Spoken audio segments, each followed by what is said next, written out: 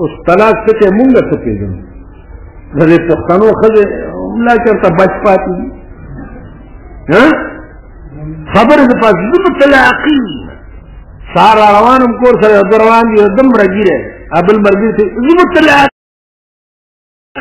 که به مې پرېښاو زه به طلاقي ما په درې کاڼو دې طلاقه کړ څه په ګیره دې اور لکه نو خوښې خبرې کوه که ورنږدې شم ما دې په توپه ولګېد ښځه خو دې طلاقه شوه کور دې وران دی زما ښځه داسې اسانه نه ده مولوي صاحب چې به طلاقه شي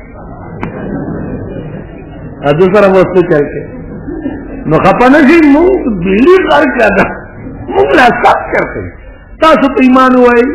چې خبرې د پاسه درې کاڼي غورځئ که نه خبرې د پاسه وایئ چې ښځه به طلاق ساتم که نه خبرې د پاسه وایئ چې ښځه را باندې خور او مور ده او که نه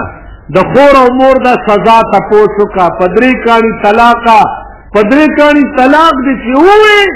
دا ښځه درنه داسې بېله شوه چې تر څو یې بل مېړه نه کړی تا ته نه راشي نو زمونږ ښځې لا سمې کمزوي ما سره طالبو سبق یې وی نو ما ته یې چې مولوي صاحب زمونږ د مشرانو کوم چېرته کافر تېر شوی دی مال ډېر خدای خبر چې کوم نسل کې مونږ مسلمانان شوي